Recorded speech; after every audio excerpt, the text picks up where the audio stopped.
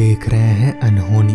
अनहोनी में आज की कहानी हमारे साथ शेयर की है निरंजन जी ने। तो चलिए बढ़ते हैं आज की इस कहानी की ओर। दोस्तों, आज की कहानी में आगे बढ़ने से पहले मैं निरंजन आपको ये बताना चाहता हूँ कि अगर कोई चीज़ रात के अंधेरे में दिखाई नहीं देती, इसका मतलब कि उस चीज़ को नहीं मानते, तो इसका मतलब कि ये नहीं कि वो चीज़ दुनिया में है ही नहीं। मगर जब वो चीज़ आपके सामने आ खड़ी हो तो आप भी एकदम से मेरी तरह डर जाएंगे, जिस तरह से मैं उस रात डरा था। मैं भी भूत प्रेत इन सब बातों को नहीं मानता था, मगर मुझे उन दिनों की ये बात पता नहीं थी कि ना मानने से भूत प्रेत की दुनिया में है ही नहीं, ये बोलना गलत होगा।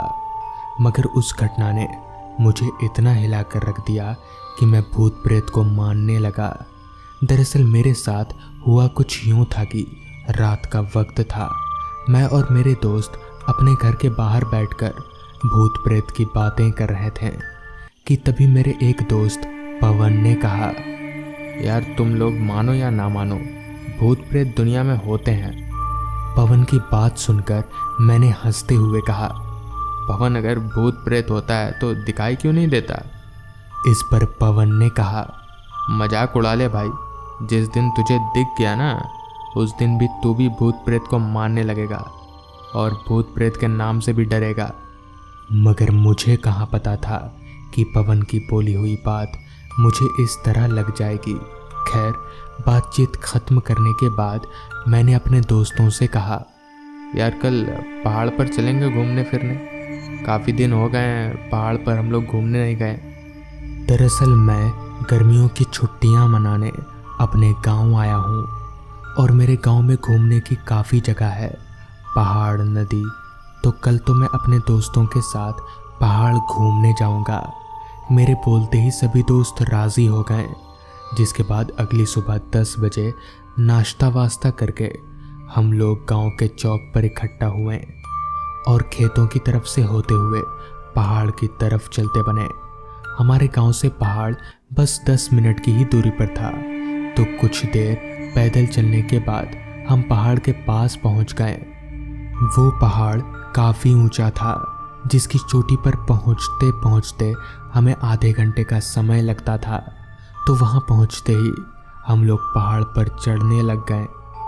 काफ़ी दिनों के बाद मैं पहाड़ में आया था, तो मुझे काफ़ी मज़ा आ रहा था। आधे घंटे की चढ़ाई के बाद हम लोग ऊपर पहुंच गए। ऊपर का नज़ारा सच में काफ़ी अच्छा था, जिस कारण हम लोग 1 घंटा पहाड़ के ऊपर ही बैठे थे और फिर धीरे धीरे नीचे उतरने लगे। नीचे उतरते उतरते मुझे काफ़ी ज़ोर से हल्का होने की ज़रूरत महसूस हुई, तो मैं एक पेड़ के नीचे हल्का होने लगा।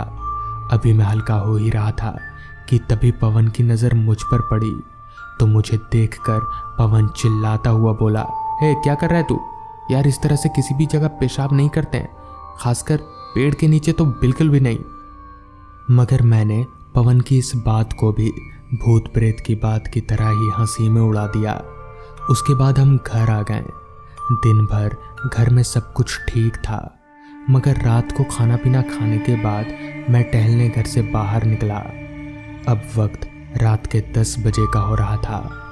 मैं भी बाहर टहल ही रहा था कि तभी मुझे मेरा एक दोस्त अभय दिखा, जो चलकर मेरी ही तरफ आ रहा था। अभय को मेरी ओर आता देख मैंने अभय से कहा, क्या बात है अभय, इतनी रात के तू यहाँ क्या कर रहा है? इस पर अभय ने कहा, मुझे थोड़ा काम है, मैं खेतों की तरफ जा रहा हूँ, तू चलेगा मेरे साथ? मैं भी टहल ही रहा था, जिस कारण मैं अभय के साथ चलने को तैयार हो गया।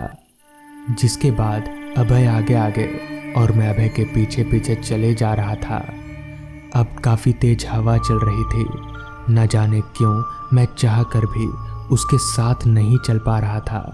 रात भी काफ़ी हो गई थी, ऊपर से चारों तरफ घना अंधेरा छाया हुआ था। सन्नाटे ने तो पूरे माहौल को इस तरह अपनी गिरफ्त में ले रखा था कि मेरे चलने की आवाज़ मुझे साफ साफ सुनाई पड़ रही थी।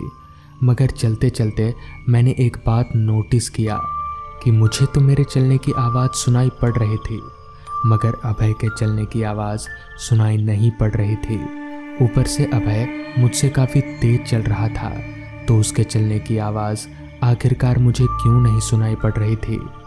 चलते चलते मैंने एक और बात पर गौर किया, और इस बात पर गौर करके मैं एकदम से चौंक गया, क्योंकि चांद की धुंधली रोशनी में मेरी तो परछाई बन रही थी, मगर अभय की नहीं। मगर ऐसा कैसे हो सकता है? किसी भी जिंदा इंसान की परछाई कैसे नहीं बन सकती?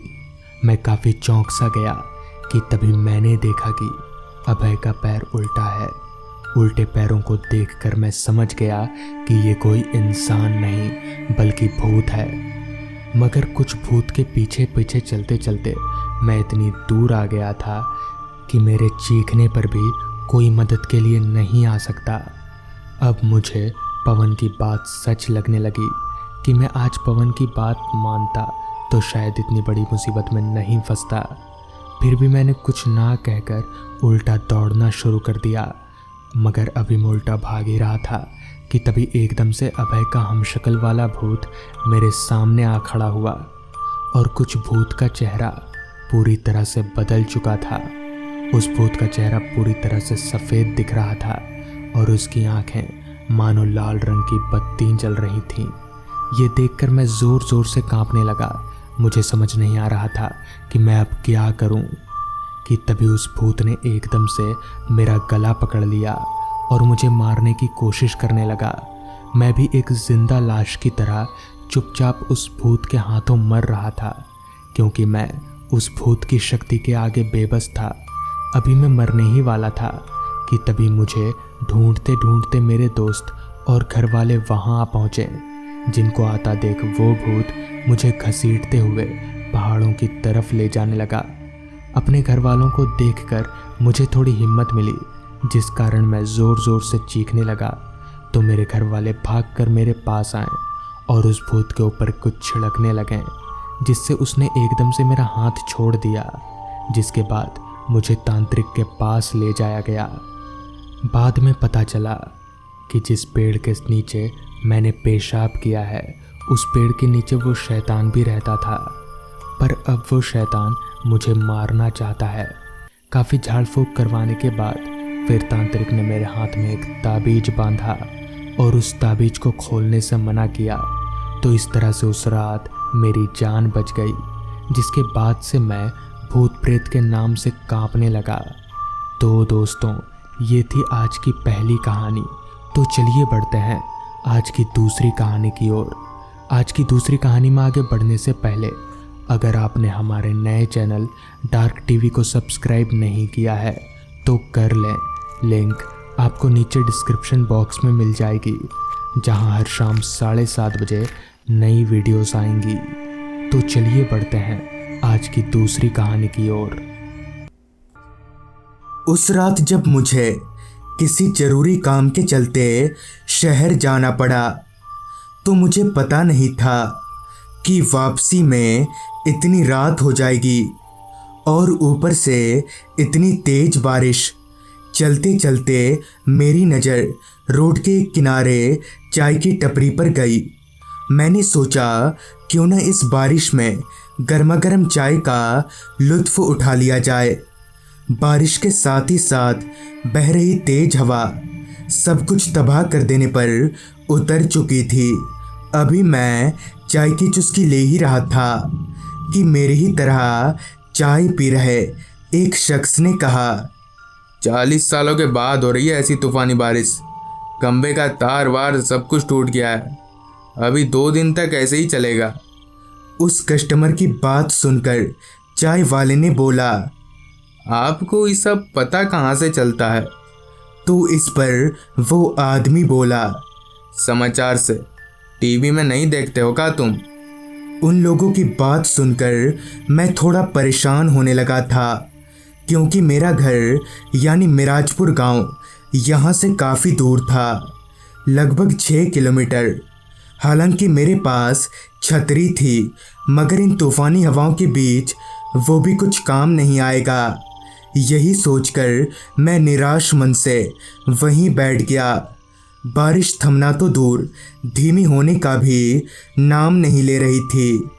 ना तो कोई ऑटो रिक्शा दिख रहा था और ना ही कोई प्राइवेट गाड़ी जिससे मैं लिफ्ट मांग सकूं। जैसे इस दुनिया में हम 3 लोगों के अलावा कोई रहता ही ना हो। बैठे बैठे 9 से 10 बजा और 10 से 11, मगर बारिश ज्यों की त्यों ही पड़ती रही। मगर मैं ऐसे हाथ पर हाथ धरे कब तक बैठा रहता। आखिर घर में बीवी बच्चे भी अकेले हैं, लिहाजा मैं अपनी जगह से उठा और छाता खोलकर अभी दुकान से निकल ही रहा था कि उस चाय वाले ने बोला, अरे साहब, कहाँ जा रहे हैं आप? देखिए, ऐसे मौसम में जाना ठीक नहीं है। मेरी दुकान रात भर खुली रहती है, आप यहीं रुक सकते हैं रात भर। जिस पर मैंने उस चाय वाले को आभार जताते हुए कहा, अरे नहीं नहीं, उसकी कोई ज़रूरत नहीं है, मैं कैसे न कैसे तो चला ही जाऊंगा। और इतना कहकर मैं वहाँ से निकल गया। दुकान से बाहर निकलकर मैं जैसे ही थोड़ा आगे बढ़ा कि एक तेज हवा के झोंके से मेरा छाता उल्टा हो गया। खैर, मैंने किसी तरह से छतरी को सीधा किया और आगे बढ़ने लगा। जैसा कि चाय की दुकान पर उस कस्टमर ने बताया था कि खंबे के तार टूट गए हैं, ठीक वैसा ही अभी तक रास्ते पर एक भी लाइट नहीं दिखी थी। तेज तूफानी हवाओं से लड़ते हुए मैं आगे बढ़े जा रहा था। मन ही मन ये ख्याल भी आ रहा था कि कहीं मैंने बाहर निकलकर कोई गलती तो नहीं कर दी। रास्ते पर दूर दूर तक कोई नहीं था, सिर्फ बारिश और तेज हवाओं की आवाज़ ही उस रास्ते की खामोशी को तोड़ रही थी। वरना वो रास्ता इतना सुनसान था कि शायद दिल की धड़कनें तक सुनाई देती। लगातार हो रही बारिश के कारण रास्ते पर घुटनों के नीचे तक पानी जम गया था। मुझे यही डर था कि कहीं मैं किसी नाले में ना गिर जाऊं, मगर मेरी किस्मत को ये गवारा नहीं था। अचानक ही मेरा पैर फिसला और मैं कमर तक पानी में उतर गया। अंदाजे से तो ऐसा लग रहा था जैसे मैं किसी छोटे से नाले में गिर गया हूँ। खुद को इस मुसीबत में पाकर मेरी आंखों से आंसू छलक गया। मैं पछताने लगा कि काश मैंने उस चाय वाले की बात मान ली होती तो आज मैं इस मुसीबत में ना पड़ता। खैर, जैसे तैसे मैं उस नाले से बाहर निकला और इसी खींचातानी के बीच मेरा एक पैर किसी धारदार चीज से लगकर छिल गया। खैर, मैं जैसे तैसे लंगड़ाते हुए आगे बढ़ने लगा। मेरा आधा शरीर भीग चुका था, जिस वजह से अब मुझे ठंड लगने लगी। अब किसी मुसीबत में ना पड़ूं, भगवान से यही मनाकर अभी मैं थोड़ा आगे चला ही था कि मुझे रास्ते के एक किनारे थोड़ी ऊंची जगह पर एक बंद दुकान दिखी, जिसके बाहर का शेड काफ़ी बड़ा और निकला हुआ था। इसका मतलब कि मैं वहाँ रुक सकता हूँ। लिहाजा मैं लंगड़ाते हुए उस बंद दुकान तक पहुँचा और वहीं शेड के नीचे बने चबूतरे पर बैठ गया। एक तो मैं भींगा हुआ, ऊपर से तेज चल रही ठंडी हवा जले पर नमक का काम कर रही थी। खैर, मैं उन भीगे कपड़ों में ही उस चबूतरे पर लेट गया। पहले बहुत देर तक तो मुझे नींद नहीं आई, मगर जब आई तो मैं कब सो गया कुछ याद नहीं। फिर जब मेरी नींद टूटने को हुई तो कोई मेरे कानों में गुदगुदी कर रहा था। तो पहले तो कुछ देर तक मैंने आँख खोलना ज़रूरी नहीं समझा, मगर जब मुझे ये एहसास हुआ कि अब मेरा सर चबूतरे पर नहीं बल्कि किसी के गोद में है, तो मैंने झट से अपनी आंखें खोली तो सामने का नज़ारा मेरे होश उड़ा गया, क्योंकि ठीक मेरे सर के ऊपर एक औरत का चेहरा था। उसकी शक्ल बेहद डरावनी थी। मैं एक झटके से उठा और वहाँ से रोड की ओर भागने लगा। अभी मैं रोड पर आया ही था कि तभी मुझ पर किसी गाड़ी की रोशनी पड़ी। मैंने उस रोशनी के जरिए की ओर मुड़कर देखा तो पाया कि एक ऑटो रिक्शा मेरी ओर ही चली आ रही है। उस रिक्शा को देखकर मेरी जान में जान आई। मैं ज़ोर ज़ोर से हाथ दिखाकर उस रिक्शा को रुकवाने लगा। फिर जब वो रिक्शा ठीक मेरे पास आकर रुकी तो मैं फट से उस रिक्शा में बैठ गया, जिस पर रिक्शा चला रहे ड्राइवर ने कहा, अरे अरे पर जाना कहाँ है, बताओ तब ना। जिस पर मैंने कहा, मिराजपुर गांव चलो, जल्दी जल्दी निकलो यहाँ से। मुझसे ये सुनकर रिक्शा वाले ने गाड़ी बढ़ाते हुए कहा, देखो भैया, मिराजपुर गांव का 150 रुपया लगेगा। जिस पर मैं बोला, सब चलेगा, बस तुम चलो। मैं बहुत डरा हुआ था। मेरे जहन में अभी भी उस औरत का ही चेहरा घूम रहा था। जहाँ कुछ देर पहले तक मैं ठंड से कांप रहा था, तो वहीं अब मेरा पसीना निकलना बंद ही नहीं हो रहा था। मुझे इस तरह घबराया हुआ देख ऑटो ड्राइवर ने पूछा, क्या बात है साहब, आप बहुत डरे हुए लग रहे हैं। इस पर मैंने उस ऑटो ड्राइवर को सब कुछ खुलकर बता दिया। मेरी पूरी बात सुनकर कुछ देर के लिए तो उस ऑटो वाले ने चुप्पी साध ली और फिर बोला, साहब वो औरत एक चुड़ैल थी। दरअसल आज से कुछ साल पहले वो औरत और उसका पति, जो कि एक ऑटो ड्राइवर था, वो लोग एक रात इसी रास्ते से अपनी ऑटो में बैठकर कहीं जा रहे थे, मगर तभी रास्ते में कुछ गुंडों ने मिलकर उनकी ऑटो रुकवा दी और उनसे मारपीट करके उन्हें लूट लिया। और यहाँ तक ही नहीं, बल्कि उस औरत के साथ गलत काम भी किया। फिर उन दोनों को जान से मारकर सामने पुल से नदी में फेंक दिया। ये सब सुनकर मैंने डरते डरते उस आदमी से पूछा, पर तुमको इतना सब कैसे मालूम है? जिस पर उस ऑटो ड्राइवर ने कहा, क्योंकि उस औरत का पति मैं ही था ना साहब, अपने बगल में देखिए। उस ऑटो ड्राइवर से ये सुनकर मैं डरते डरते बगल की ओर पलटा तो डर से मेरी आंखें फूलकर चौड़ी हो गईं, क्योंकि ठीक मेरे बगल में वही औरत बैठी हुई थी जिससे अभी तक मैं भाग रहा था। इतने में ही उस ऑटो ड्राइवर ने भी एकदम से अपना चेहरा पूरा मेरी ओर घुमा लिया। उन दोनों के बीच खुद को अकेला पाकर मैं बहुत ज़्यादा सहम गया। डर और घबराहट मुझ पर इस कदर हावी हो गया कि मैं ऑटो में बैठे बैठे ही बेहोश हो गया। अगली सुबह जब मेरी आँख खुली तो मैं बहुत से लोगों के बीच घिरा हुआ था। मैंने उन लोगों से कल रात की पूरी घटना का जिक्र किया तो मेरी बात सुनकर उन सभी ने भी हामी भरी। तो दोस्तों, ये थी आज की कहानी।